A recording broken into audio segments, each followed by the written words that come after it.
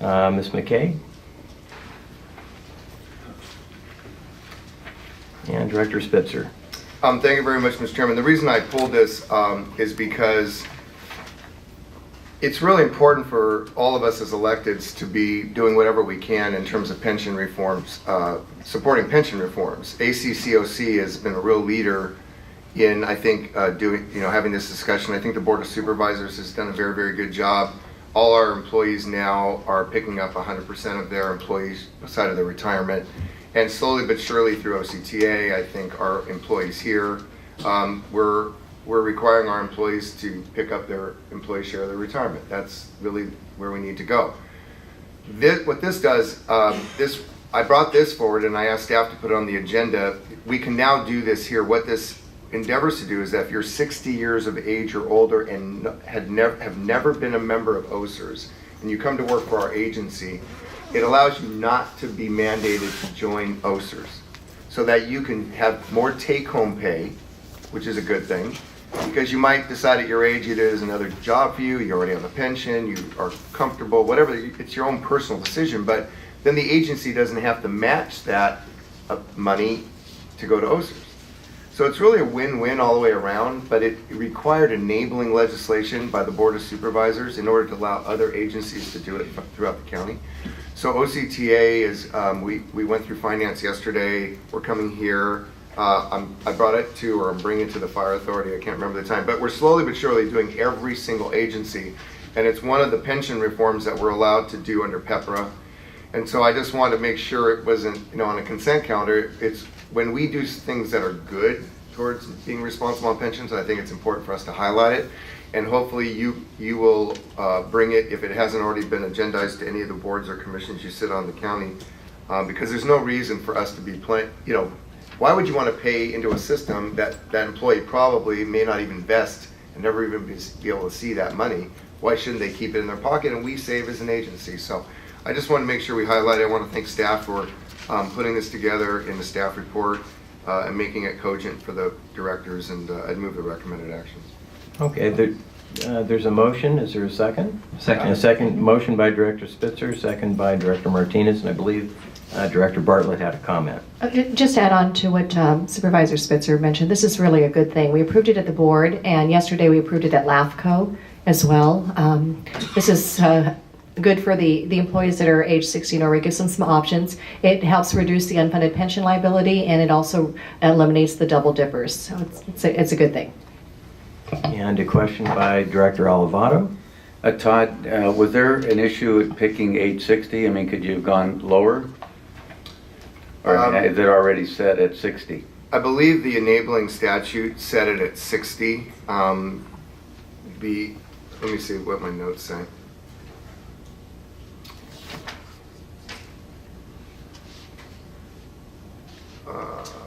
Yeah, it's as new employees age 60 or older, they are given a choice to select a 401 style plan instead of going into like a defined contribution plan. So the state law allowed them to have options, and that's the age they picked. That was the threshold that the legislature picked. Okay, thank you. Okay. Any further questions? Okay, we have a motion and a second. Seeing no further discussion. All in favor? Aye. Aye. All opposed? It passes unanimously. I believe those are the only two items that were pulled on the consent calendar, so that takes us to presentation consent. Item 7, Mr. Mallon.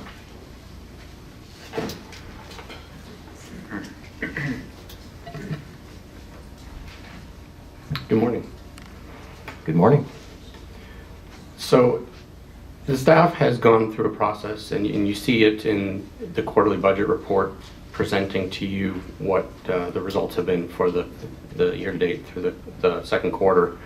But we've also gone through and at a very high level done what I would call an estimation of where we might end up at the end of the year. It's something that we actually go through and are in the process of doing at a very detailed level that we do every year, and that we continually update. It gets presented to the board officially as our year estimate in the April budget workshops, at the same time we present the next year's budget. But I wanted to give you a brief overview, very high level of what we've shown you in the budget reporting. So from a revenue perspective, the budget was $139.4 million.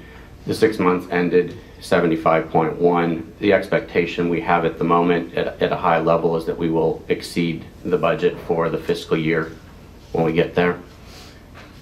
Breaking that down a little bit, let's talk about the details there. The net toll revenue, 116.8, 60.4 million through the 6 months ended.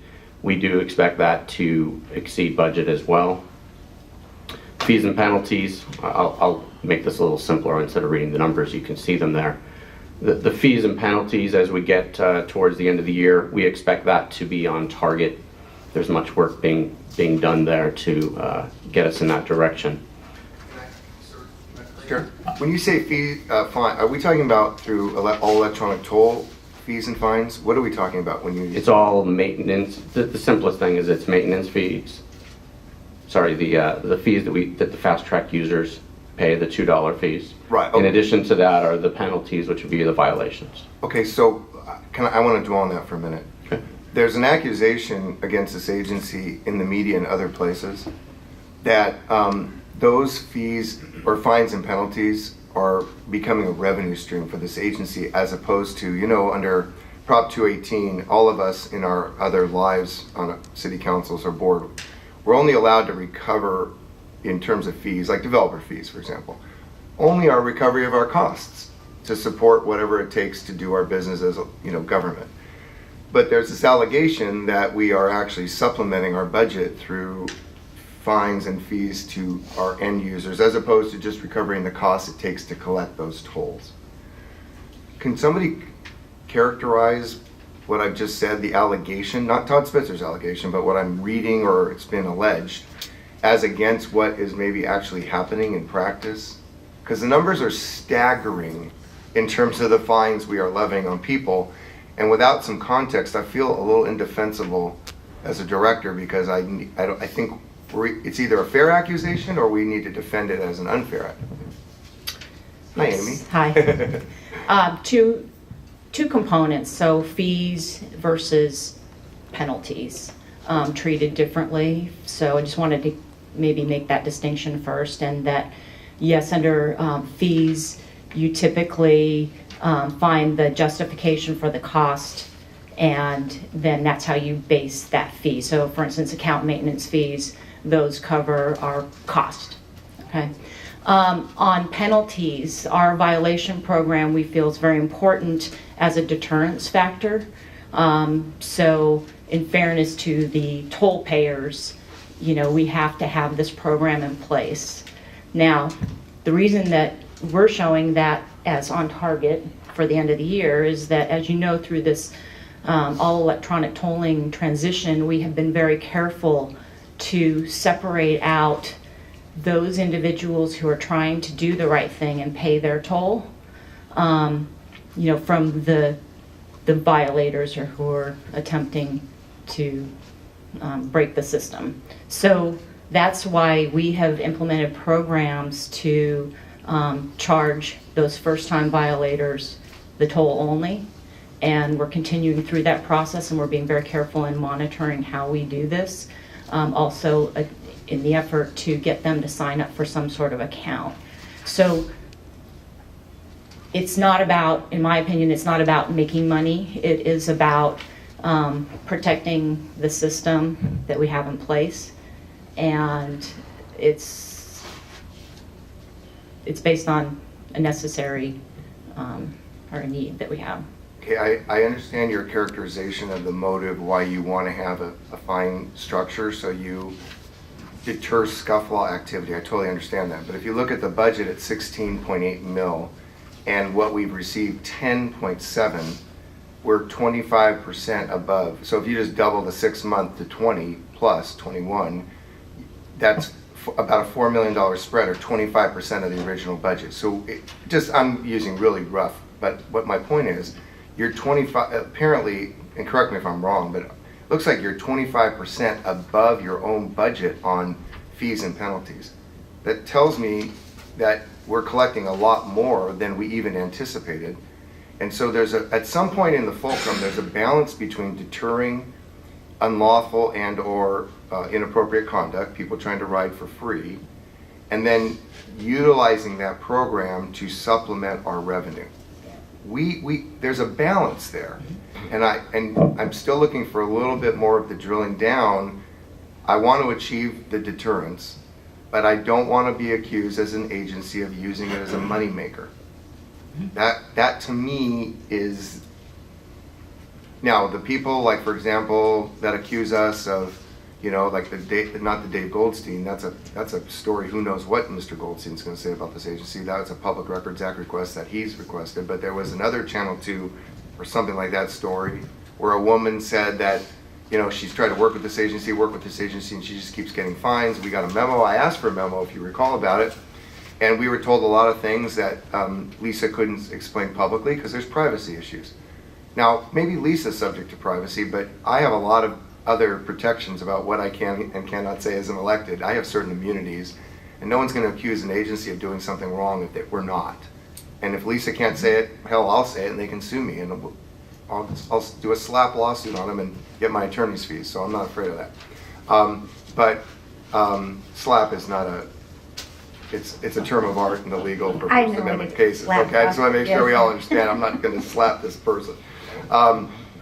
So again, please, my question is, we look like we're 25% above our budget.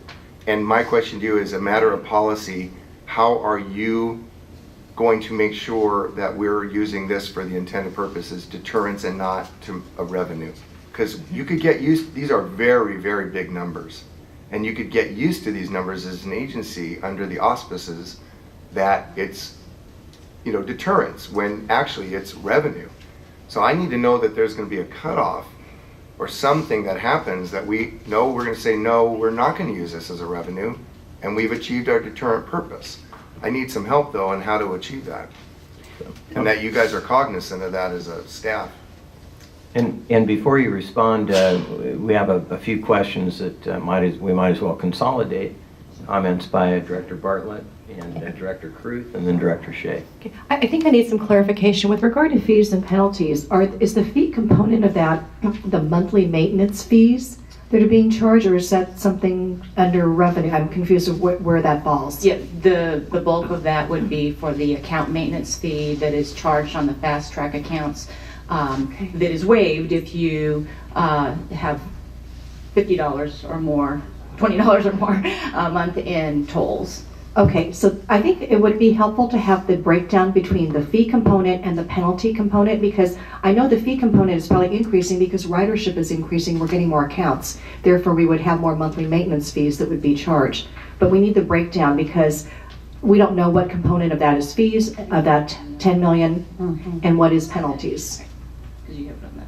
Okay, Director Kruth. Director Bartlett pretty much asked my question, but you have clearly defined fees and penalties. Fees are okay. Those are people who are actually using the toll road. That's a legitimate fee and charge. So I too would appreciate that breakdown so we understand what percentage is the penalty.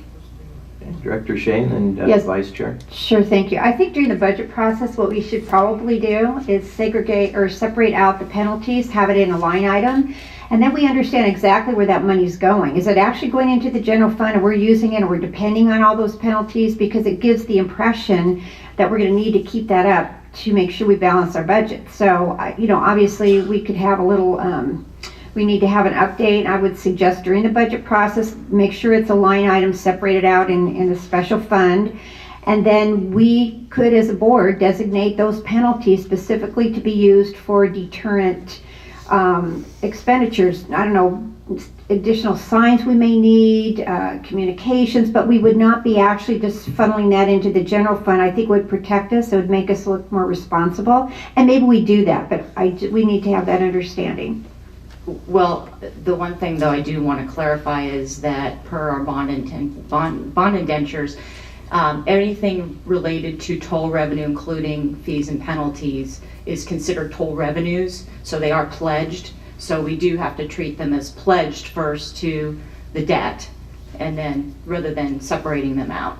But I'm saying if we put them in an account, if that's the case, and we need to talk about this in more, detail, but we would want to assure the public that when they can look at our budget, they understand that those monies are directly going to pay down the debt. We could, or some other way, but it's not going in as a kind of a, I hate to say this, a slush fund, part of a general fund just to make sure we're making ends meet, that we don't want to do that, or we're hiring more staff, or we're using it for Christmas parties, or whatever. Not that I think that's what we're doing, but you know what I'm saying? I think we could make it look really defined very well in the budget, so people could clearly pick up our budget and understand where those dollars would be going. Just a Okay. thought. Are you finished, Director Shea? Yes, I am. Okay. We have Director Ward, the Vice Chair, and then Director Sachs. On separating the penalties out, would it be helpful to separate them per month so that we would have a mechanism to see that maybe the penalties are going down, in what we collect every month, so that we could see maybe people are starting to get it? I don't know, track it is what I'm saying. How else would we know if the penalties are decreasing? Well, we do look at it very carefully internally, so we could share some of that information with you, maybe through the budget workshop. But that is something obviously that we track very carefully, especially in this process that we're in right now, where we are charging just the toll only to those first-time violators. So it has changed that allocation of the toll versus the penalty. Okay, Vice Chair? Ms. Potter, a moment ago you said that the bulk of that is attributed to the maintenance fees for Fast Track. Did you mean the bulk of the fees or the bulk of The bulk fees of and the penalties? fees, Okay, yes. so the bulk of that other component, not Yes. the aggregate. Okay, That's correct. All right, thank you. And Director Sachs? Correct me if I'm wrong, but I believe what we have here is the first bubble since we went to non-toll booth revenue. And so we had a spike in the number of fines that we would be putting out. And that spike is starting to come down and fade down. And I think it was the last meeting we had, there was a graph showing how that was affecting and coming down. So I think it's a wise idea to separate the fees and penalties, of course, but we're also going to experience at some point a baseline of these penalties, because there's always going to be those that want to get through the system. As hard as I've tried to tell my son to stay in Northern California, he does come down and try to avert different things, but that's another conversation. So at some point, it would be incumbent upon you all to determine that baseline. And so that we could know at any given point in time, it might even be seasonality, when we're above the baseline or below the baseline. And I think that would clear up a lot of things, and also prove to be valuable to those who want to view the books of this organization and determine how it's being managed. Yes. Thanks.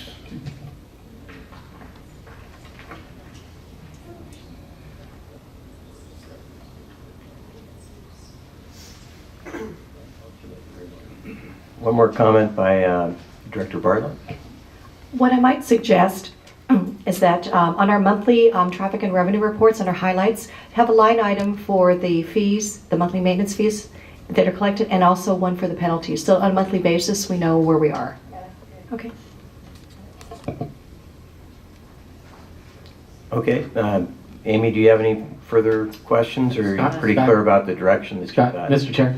Oh, I have a Director question. Monahan, sorry. I was just looking at the monthly report we got, traffic and revenue, and page 2, it has account maintenance fee, and it says $261,000 for January. Is that the maintenance fee that goes into this fees and penalties? Yes, it is. So if you took 6 or 12 months of that, it's obviously going up and down every month, but you can get a pretty close average. Yeah, our budget for account maintenance fees for San Joaquin was 3.1 million. I just found the number. So the other 13.7 was penalties? There's also some miscellaneous of $1 million of other fees. And then violations were budgeted at 12.8 million. So $1 million a month. Right. Okay, thank you. But that is based on prior trends prior to all electronic tolling. And we were very careful when we set the budget for this year that we did not increase that number because we knew that we would be focusing on getting those customers or those drivers that were cash customers to sign up for accounts. So we had planned on that. Okay. Further comments at this point of the presentation? Okay, thank you, Amy. Please continue. Okay, I'll quickly hit on development impact fees. Expectation there, given the fees that have come in so far this year, is that we will exceed budget. And then on interest income, we will likely be a little bit below budget, and that's more directly related to the refinance and the fact that we do not have to have as high of reserves as that we had previously. So on the expense side, overall total expenses, the expectation is we will come in below budget, primarily as we get into the detail there, driven by the reduction in debt service due to the refinance. We'll mention one other item, that in the toll operations area, it does appear that we will likely exceed budget, and on the next slide I'll talk about that a little bit more. Okay, so on the toll operations side, obviously we were just discussing this is from a revenue perspective, but also on the expense side, there was the AET transition that we're looking at and we've been working through. So certain costs were definitely included in the budget, but as you know, it was an unknown, but we knew that there was the potential for some additional transition costs. So some of the areas that had been affected by the transition, customer service contract labor, which you're aware of, a budget amendment was brought to the board earlier in the fiscal year to address those customer service issues. We're also seeing higher credit card processing fees and postage to mail the violation notices. So through this process, and this is nothing new, there is a staff task force that is continually monitoring and affecting the changes in policy and procedure, whether that's the no violation to a first-time violator policy, or as well as others. Those things have been worked on and are continually being evaluated. So there's an expectation that, and we've been seeing some of it, that those costs will go down over time. But given where we are at this point in the year, we think there is the potential that we might go over budget in that area. So it is expected that later in this fiscal year, if necessary, we'll come back to the board with a budget transfer or a budget amendment. But we don't want to do that until we're a little bit more certain of what we're looking at. So just a brief overview of the budget process and the board's involvement. There will be specific areas of the fiscal year 16 budget that will be presented to certain ad hoc committees and through workshops to get their feedback.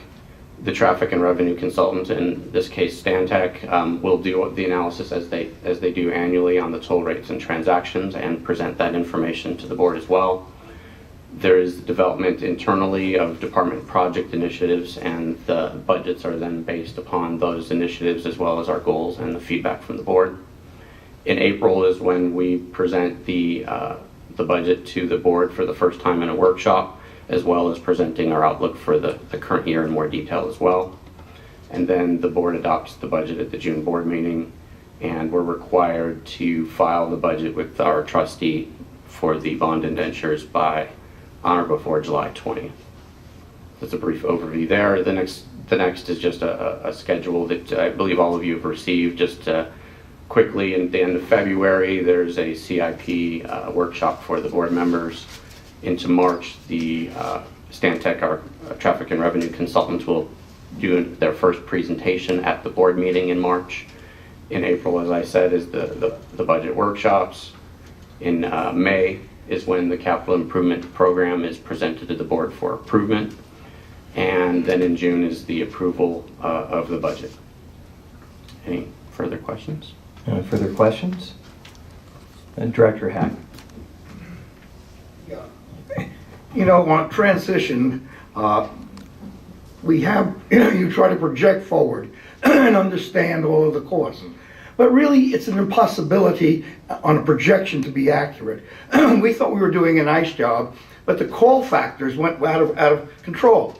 So our calls were going on from 10 minutes to 12 to 30 to build up. So what did we do, of course? We went out and we hired all these additional people to drive down the numbers. So this is the kind of thing you attempt to anticipate, but you can only partially anticipate. So that's what happens when you modify a behavioral system.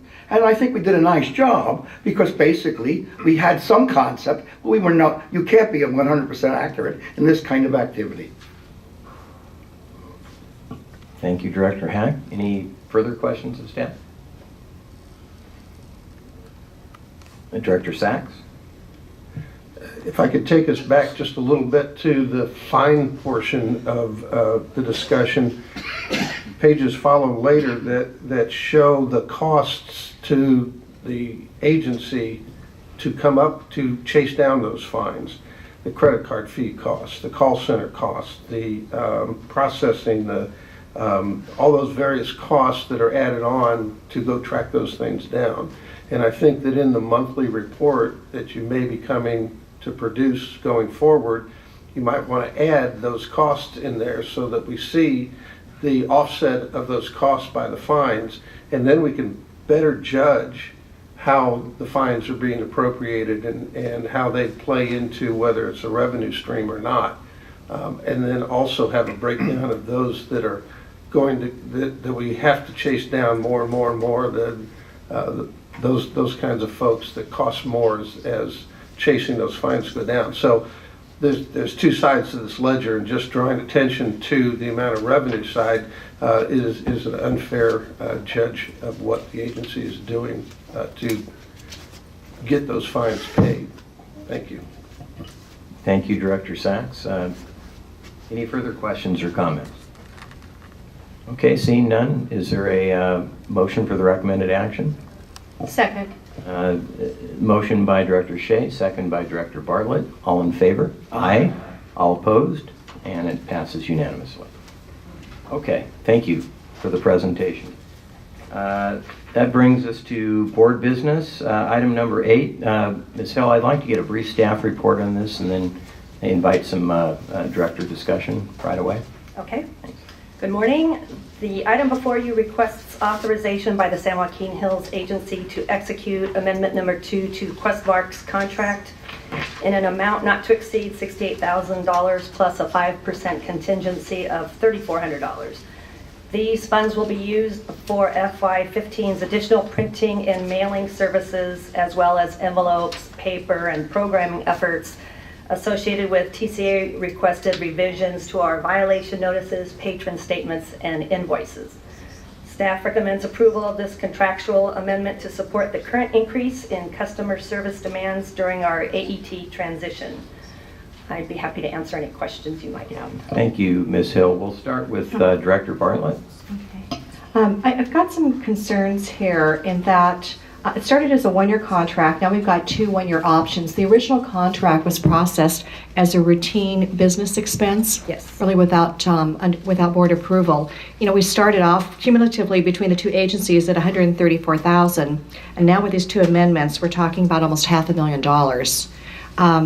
One, I think that we need a directive to staff to review and amend our CAPS manual for the routine business expense section, requiring board approval for a single contract and or an amendment to over $100,000. And so that's one. Secondly, I think that allowing staff to have the final approval over a competitive bid process, but then asking the board to approve contract amendments where we did not approve the original contract puts the board at risk. And I think that we need to have some changes there. I think the board would probably be concerned about approving all of these amendments without having been involved in the competitive bid process and the approval to begin with. And with the dollar amounts that we're talking about, I mean, they're escalating very quickly. So I'd like to direct staff to bring forth a comprehensive CAPS review to the board so we can get this, the routine business expense item kind of under control at this point, because I'm just not comfortable. Okay. Director Spitzer? Director Bartlett, were you done? Yes, I'm finished, thank you. Well, let me look. Was the original bid amount $89,000? Is that for Foothill and $87,000 for San Joaquin? Was that how it all started? It was under $100,000, right? Yes, for each agency. Right, so that, in our procurement manual, unless it's 100,000 for this type of service, it doesn't have to come to the board. That's fair? correct. Okay. So what happens though is once you bid it, and then you have your change orders, then you pierce the threshold, and that's why it's coming to us now. Right. Right? So this isn't new to this agency. I mean, this is one of the oldest, I'm not in this case, because you tend to bid something and then you either like the vendor or you have change orders, and then we go, hey, how come we didn't ever know about this, and but we're now in the procurement loop. So what I want to understand, Supervisor Bartlett, if I like your suggestion, but the question is because this happens in so many other contexts, how do they know when they're bidding for the work originally? Like here, it came in at under the threshold. What would we change the procurement manual that would then be a trigger for? You'd have to say something like, if you bid something that's under 100,000, but you know that the work would exceed the contract amount and reasonably exceed in the, say in year 2 or 3 or something, if you liked the vendor or didn't want to change horses, then you can't do it that way. You have to come to the board in the first instance. Like, what would be the suggestion to fix that so you don't have this issue? I know it puts us in a dilemma, and I think when you take a look at a lot of the contracts with various agencies, if you've got that $100,000 threshold, you'll find a lot of contracts come through $89,000, right under that threshold. But when you talk about the term of the contract, likely there will be amendments, and then almost instantaneously you're pushed over that $100,000 mark. So we need to somehow have a mechanism in place so that with the likelihood that a contract is going to exceed that $100,000 in a very short time frame, the board is involved in that process. So, I'm sorry, Mr. Yeah, if I might suggest to enable further discussion, is it might be, given the issues that Director Spitzer and Director Bartlett have raised here, that we consider tabling this item today, refer it to the Procurement Ad Hoc Committee for a considered discussion and an analysis on the issues that have been presented, and then have the Procurement Ad Hoc come back with a recommendation to the board. Would that be, Director Bartlett, would that be something that you would consider productive? Yes, I think that's a great idea. Okay, Director Shea? Yeah, and I would suggest that if a lot of these contracts are coming in around 89, close to the 100,000, maybe we should drop the threshold to 50,000. So, but it's just something for the committee to talk about. It may be of value for us to do that. Okay, good comment. Director Martinez, yes. Just would ask the CEO if this contract's going to hinder the progress of this contractor doing its work. No? Is it a big? If we get this to committee and then bring it back to the board in March, that'll be fine. Okay, great, thank you. We actually have some outstanding invoices. That take us over the threshold? Yes. Okay. I hear the concerns, and I think the suggestion to run the procurement aspects and the policy aspects of this through the Procurement Ad Hoc Committee, but given that we do have pending invoices, I would ask that you approve this today. I can't recall when this situation has occurred before, and it's really a direct result of the increased volume. Number one, the additional accounts we have as a result of AEP, and then the complexity that we added to some of the notices, which, in some ways doubled our printing costs. So couldn't have been anticipated when we first brought this through as a routine business expense. So given the fact that we have invoices that we need to pay, I would ask that we approve this today, but then take the policy aspects of this discussion to the ad hoc committee. We certainly want to be current on our bills. That's, we do. Yeah, we do. Is that? I have a question.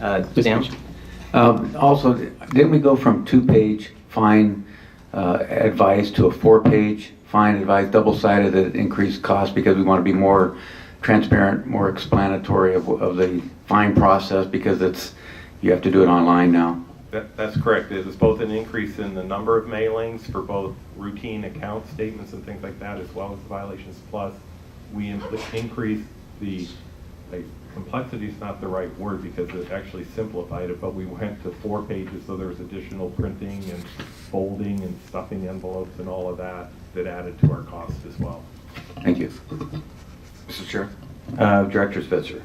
Yeah, because I know people read those 4 pages. I know when I get my 4-page phone bill, I read all 20 pages they send me. And the fine print especially, I find that most of the fascinating part of the whole stuff document. You know, we were at OCTA yesterday on the leadership from both boards, and we went over a 91 Express Lanes confidence survey. And I thought it was very, very helpful because the consumer satisfaction on the 91 Express Lanes is like 95%, and the leadership of TCA saw that survey, and it's done year in and year out. And one of the things we saw, which I think is compelling in this context, is the number of the folks that want to get stuff by email is like 85%, okay? So I would just ask you, as you look at all this, to see whether we're even keeping with the times, because you know, to mail today, most people are willing to and accept email. That's number one. Number two, back in November, we had 18,700 violations a day. A day. We were at $36 million, 36.95 million as of October 20th last year of fines that were like imposed but not yet collected. It is 3 times the amount of fines from the year before. So I just would say, in light of, you know, procurement and mail and all that, to me, it's not really unexpected that with AET, you would have had an onslaught of additional demand for mail. I mean, right? I mean, so I would just say, to me, this whole thing about changing the procurement policy, it seems like this is an aberration, but it should have been anticipated. And I think we could have talked about this as part of the whole implementation of AET and our communication strategy, because we've upset a lot of people. We have to be honest about that. When you have 18,700 violations a day, we did the right thing, right? We did a moratorium on those fines for, what was it, all the way through Labor Day last year, right? And then now it's 30 days. So we really have stepped up to show these folks, we're not gonna kill you as a first-time violator, but you gotta take care of your toll, okay? All I'm saying is that when you look at this item and you look at the prior discussion we had, we have to think about these things a little better, I would argue. That's number one. And number two, let's ensure, as we take care of all our costs associated with implementation, that we as we break it out, I think it's a little bit of an overstep to say it's all about deterrence. It cannot be seen as a revenue producer. So, all right, thank you, Mr. Chairman. Okay, thank you, Director Spitzer. Director Davies. Thank you. In regards to the increase in demand on service and printing, and this is during the transition period, what are you considering a transition period? How much time is that? Well, we kind of gave an 8-month period for the transition, so we should be at the tail end of the transition. So we could be settling in now at this level. Thank you. But the reality is it's our close analysis of the trends and the actual data that will determine that we're monitoring. And certainly the trends are favorable towards normalizing where we're at, but I wouldn't say that we're there yet. Okay, thank you. Other questions? Okay, given the due date of these invoices but the clear direction that we've gotten from a number of our directors on the need for some clarification of our policy and possibly change of our policy for the sort of the accretive amendments to original contracts. Is there anybody who would propose a motion on this particular item? So it's moved by Director Martinez, second by Director Caruth. All in favor? Aye. All opposed? And I'm sure that the agenda just grew for the ad hoc procurement committee's next meeting. Okay, thank you very much. I look forward to that meeting. Okay. That will take us, Mr. Kramen, I hope you're still in fine voice, to our Chief Executive Officer's report. Okay. First of all, I would like to report on revenue for the month of January, that on the San Joaquin Hills, transactions were up 3.5% year over year, and revenue was up 9.9%. Some other items to mention in my report, as I get reorganized here, sorry. Okay, we did have a great meeting yesterday of the TCA leadership with OCTA leadership. That's going to be a recurring quarterly meeting, and we will talk about a lot of issues that are common to both agencies, in particular items like the 241-91 connector, the 405 project, other things like that that are of interest between the agencies. So it was a great dialogue that we had. We did appreciate them sharing their customer service surveys, and as Director Spitzer points out, there were some pointers in that certainly we can learn from as well.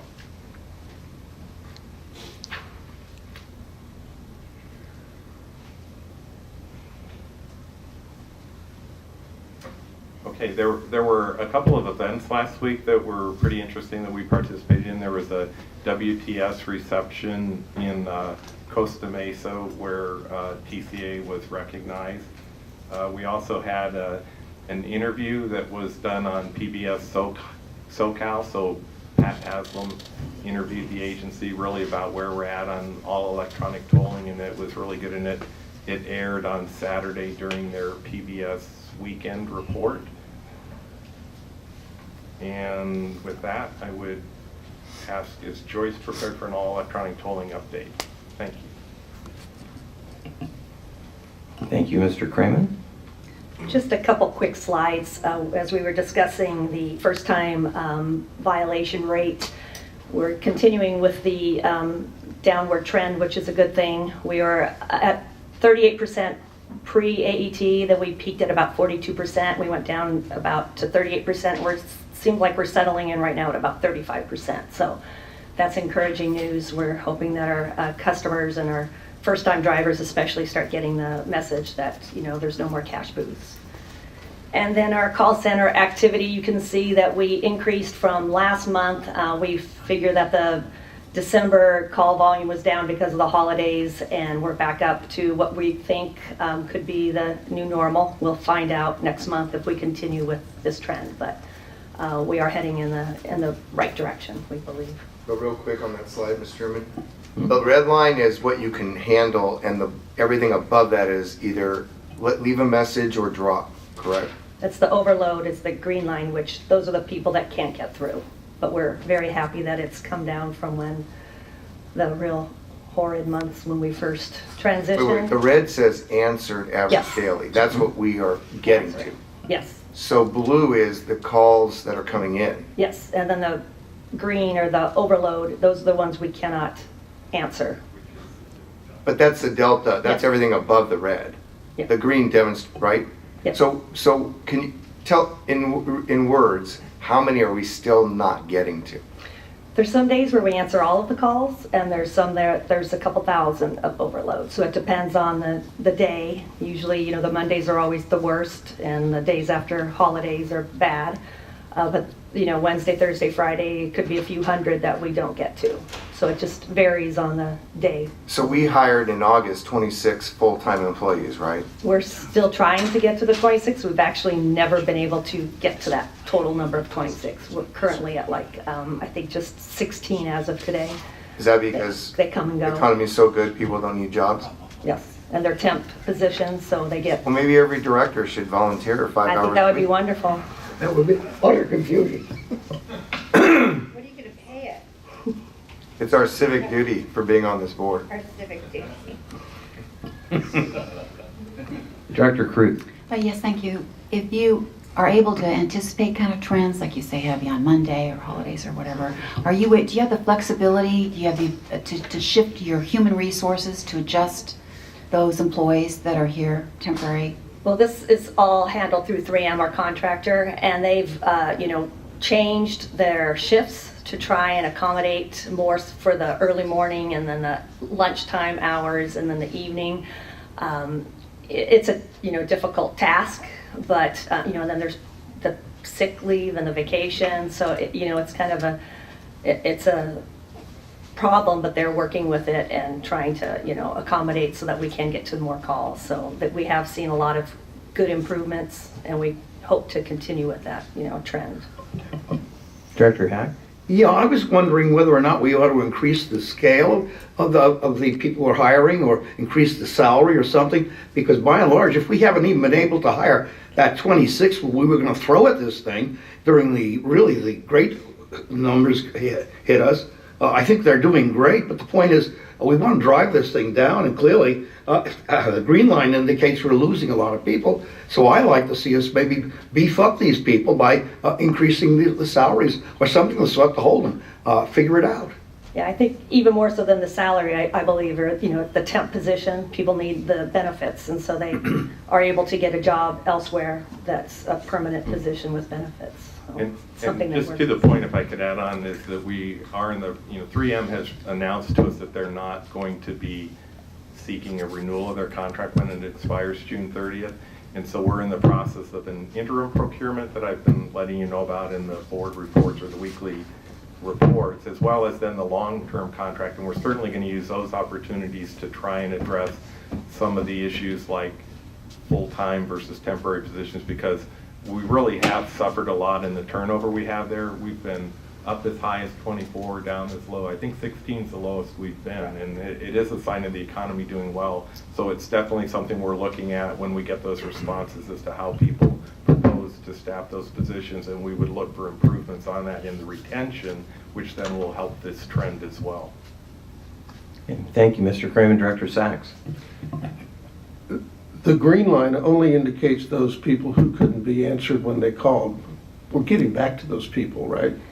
We do not allow them to leave a voice message. So we encourage them through the message that they receive when they're calling to go to the internet, because we have everything that they need, they can handle over the internet. Pardon me? I hate that message. I get that message from other services, and I find a competitor to go to. If I could have found it on the internet, I wouldn't have called you in the first place. I hate that message. Can I go on record as saying I hate that message? Actually, you already have.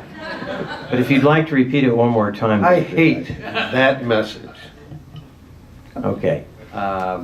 Director Monahan, and then Director Spitzer. Thank you, Mr. Chair. Quick question, because I'm not familiar. Is the contractor hiring the people, or are we actually hiring the people? It's two separate. The contractor has the majority of the staff, both 3M employees, and then they use a lot of contingent workers through temp agencies. And then additionally, in August, I came to the board for approval for TCA to also have a temp staff that is immersed in the 3M group, basically because 3M did not want to hire them directly. So TCA then is overseeing those 26 temps to work in the 3M group. And when you say temp, how do you define that? It's through the Volt and Ultimate Staffing agencies, so they're very much temp. Are they working full-time, just Yes. not getting benefits? Correct. Okay. And what are they starting pay at? I believe they're around like the $15 range. Okay, thank you. Director Spitzer. Thank you, Mr. Chairman. Colleagues, there's a committee that's meeting with staff from this board of directors to deal with this issue. 3M, this is serious. 3M has indicated they do not want to be doing our service center. They're getting out of that business. It's not part of their core technology. We have software that's very parochial that started here years and years ago when I was first on this board with VES systems. It's not off the shelf. It's antiquated and very limited, and 3M has that expertise when they stepped in. So we're in the process, while we're dealing with all these incredible transition and complications, on dealing what the future is of our call center. We have to have a short-term plan, which is about 18 months. Unfortunately, short-term here is going to be 18 months.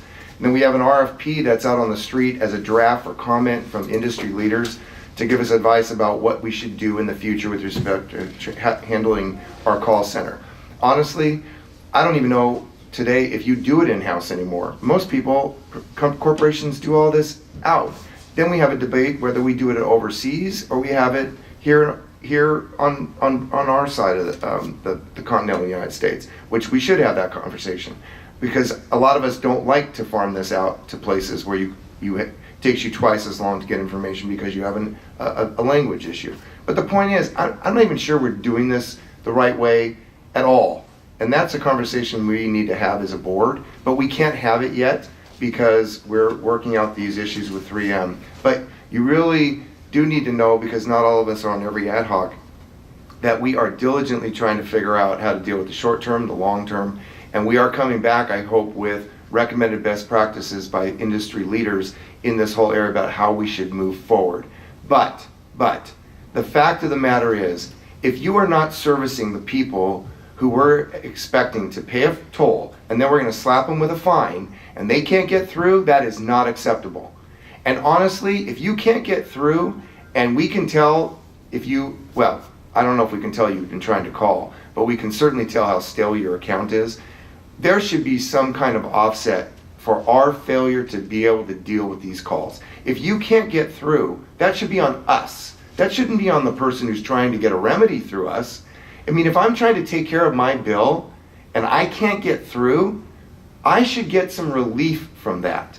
Now, you know a lot, you do get that. When you complain to a company about some issue, you can dispute it to your credit card and you can get some relief generally because you as a consumer did not get the service or the relief that you were entitled to. There's another side of this. It's not just us and the fact that we're trying our best. If we can't deliver the product all the way around from soup to nuts, we have to take responsibility for that. So we either up the hourly and get people in here who are incentivized to do these jobs because we are competing in an economy that is rebounding, or we hire a contract firm that specializes in collection of widget, the failure to pay your Sears Roebuck card. There's companies that this is their core business, collecting debt. So there are ways to get to this, but we need an immediate solution to our inability to track that green line. That is not acceptable for us to not getting back to people. It's not. And honestly, we should have a voicemail, and one person or two people a day, that should be their only job. All they do is pick up the voicemails, and that's their job, and you rotate that because that can be burdensome, and then you're the voicemail person designated for that day. But for goodness sakes, let's put on our thinking caps and address these people's problems. It's not acceptable as a public agency to say you can't leave a message, and oh, by the way, we just don't know how we're going to handle your situation. That's not acceptable. It's got to stop. So let's just direct staff to get a handle on this, and then let's back up what we're saying here. Either give them additional resources, raise the hourly, get a temp agency, or hire a firm on a short-term basis that actually specializes in debt collection. Thank you for those excellent comments, Director Spitzer, and I'm sure that reflects the feelings of many of us up here. Ms. Hill, could we be any clearer? I think I heard you loud and clear. Good. And next month, we would expect to hear, if that's long, that given the sort of urgent nature of this, would you be able to come back with a proposal next month? A proposal? Well, I think it's contingent, yes. Or a report on something that's been implemented to solve the problem? Yes. Okay. Is that... Well, and in the short term, in the next 2-3 weeks, are you able to set up a voicemail system just in the short term while you're looking at the entire? Well, without going response? into a lot of details, we've actually really vetted that entire scenario. And the issue, just briefly, is that if we allow a person to leave a voice message, then a CSR is returning that message, but that person's not available at that line. And in the meantime, that person has called again and already had their issue handled. And so it's actually not very efficient time of, use of the time of the CSR. And because of the shortage of CSRs, it's just proven to be more effective to have them answering the calls and directing through the, message that the caller is hearing, directing them to either the website or to the IVR, which allows them to make payments as well. So, but we'll be happy to look into it again. Well, hold on a second. At my house, we have a real problem. It's called no one ever tells anybody that they have a voicemail. That's our house. That's not a professionally run organization, and it's real simple. You have the database, and you put a field in there when a voicemail was received in the comments and it was returned. And so when I get the voicemail and that's my duty assigned, I go in, I look up that account, I look at the comments, and I see on February 12th, a voicemail was answered and the problem was caused and it's closed. So the person who has voicemail goes in and just checks that record and sees the comments. And if somebody already got to it, then they know I don't have to call that person back. But you don't not call the people because it's not efficient use of our time. Mr. Chairman, I just want to piggyback on that. I agree. I mean, it may not be efficient, but I think we have to have a face on this agency that we care. I like the idea of this Nordstrom attitude, the customer's always right. So if we hire 1 or 2 people, it may be a little costly, but we're getting a lot of money from these penalties. We just call people back, and even if they've already solved the problem, we just leave them a nice message. You know, we noticed that you tried to call. We want to get back if your problem's been resolved. We hope so. If not, we just want you to know we care. And I think that's how we need to start putting a little bit a kinder face on the agency. And so let's come back in 30 days and tell us, what does it cost to add a couple people that's what they do. They're just, whether they've been taken care of or not, we still leave a nice message for them or talk to them briefly. That's all we need to do, right? Okay. Thank you, Director Shea. Director Hack? And then I'm fascinated. We started out this meeting by saying we were charging too much because we were having services that we didn't perform, or we partially performed, or we were fining people. Well, good gracious, now we're talking about increasing the actual cost of this thing, which is where we should have been to begin with, and we should have explained it to people. It's not a freebie. These are things that have to be done. And so you'll have to add that into the cost, and that's where we begin the process. So fact is, when we start out, it's not going to get cheaper, it's going to get more expensive. But you will be servicing the people, which is what we're all saying we have to do. So yes, those are the 2 answers. And yes, it will go to the subcommittees, the ad hocs, and we will thrash this out. And there'll be a lot of carrying on, as I imagine they usually do. Thank you, Mr. Thank you, Director Hack. Okay, unless there's any more comments by the director, I think the staff has gotten both the content and tenor of the discussion here today. Tenor, soprano, alto, baritone, and I'll stop right there. Mr. Kramen, final remarks? Final remark, and to help us with all of this, we have a new toll operations chief who will be starting at the agency on Tuesday. Samuel Johnson is his name, and he's coming to us from Sandag, where he worked, and he had oversight of the I-15 express lane system and the 125 toll road down there. So very experienced, and you're all looking forward to, you are all getting to know him, but he will be starting on Tuesday. Okay.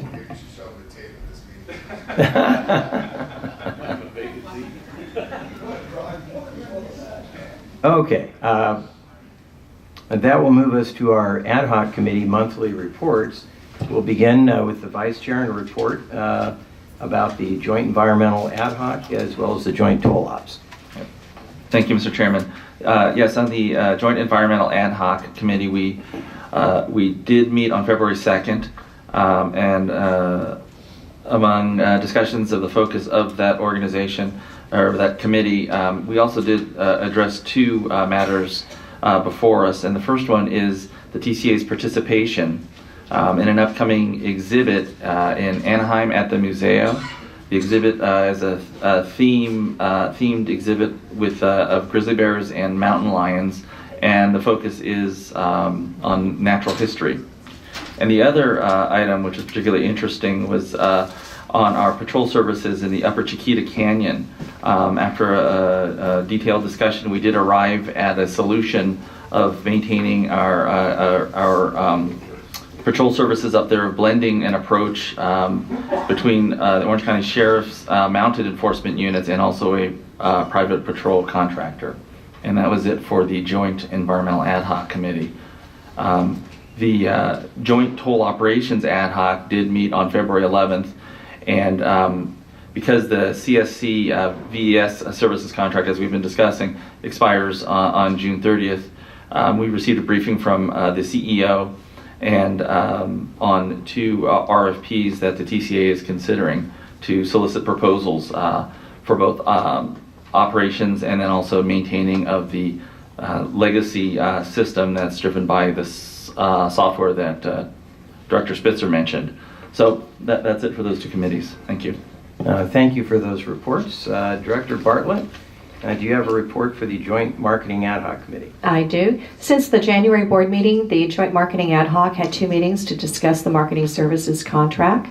The first meeting took place on January 26th, where staff presented an overview of the contract, as well as performance reviews and status A second meeting took place on February 11th, where this marketing services firm provided input on their services.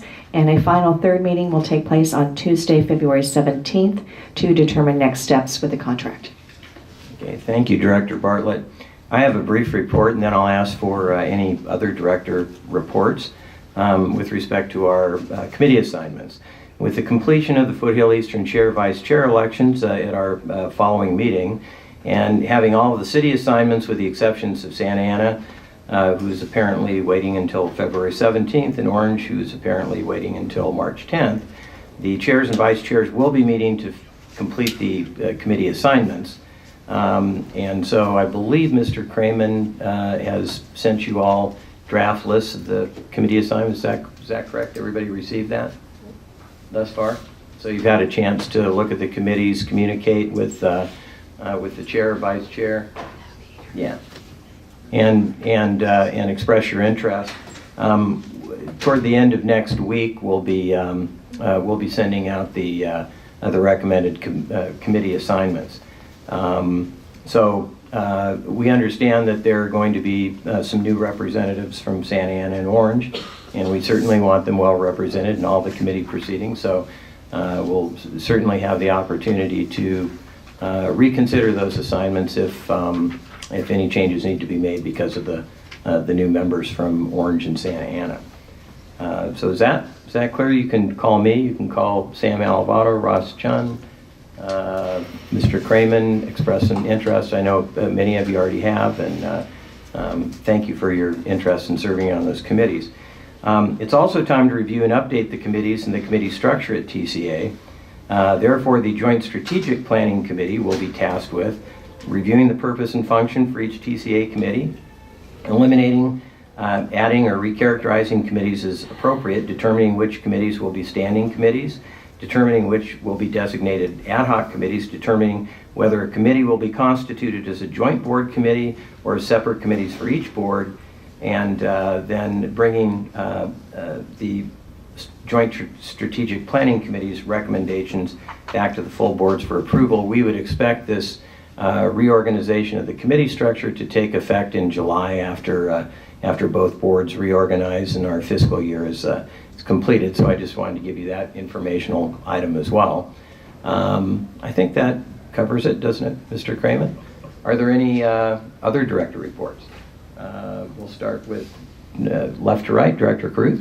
Is this time for comment or a comment? Comment? Appropriate? Report? A question from Mr. Kramen. Director Spitzer some time ago came up with the idea of a radio transmission along the San Joaquin, which I think is a super idea. My question for you, Mr. Kramen, are we able to expand that message?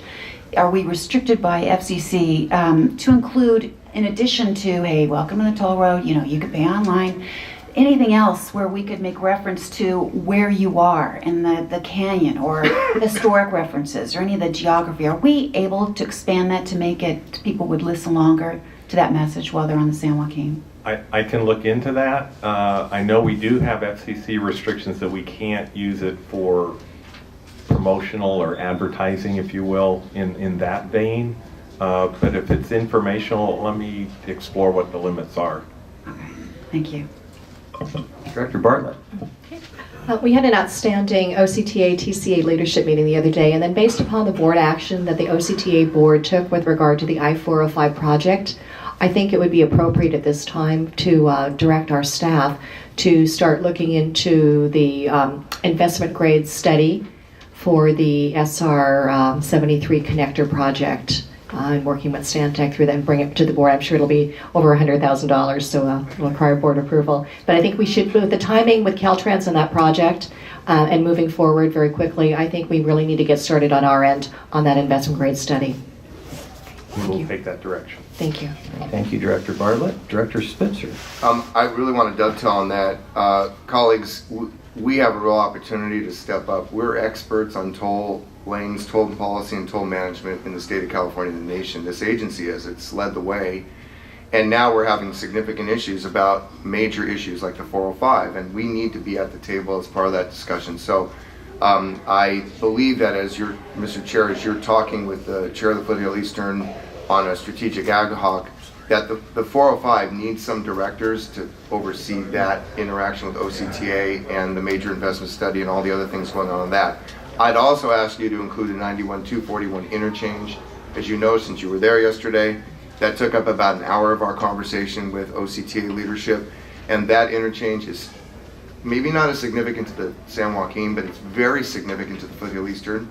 But that doesn't mean that we don't also have some responsibilities, because the thing that we have to start doing in this county better is explain to people that we're responsible for regional mobility, and it's not just separate and independent boards that one does Measure M and the other does tolls on terms of the TCA network. I'd like to start changing the mindset of this county that we work integrally and that we work seamlessly and that we all understand that we're trying to improve mobility.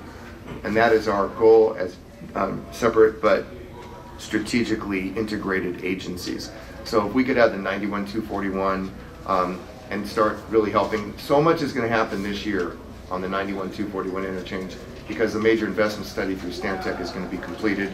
And I want to make sure that all the electeds on this board are helping to educate all the OCTA members about how important these projects are for regional mobility, as suggested by Director Bartlett. Thank you. Excellent points, and it was a great meeting yesterday. I was there, and I think we're really getting off to a good start, and we need to continue that momentum. Any other director reports? Okay, seeing none, there are no closed session items for discussion, so we will move for adjournment. The next regular meeting of the San Joaquin Hills Board of Directors will be March 12th at 9 o'clock right here. Thanks very much.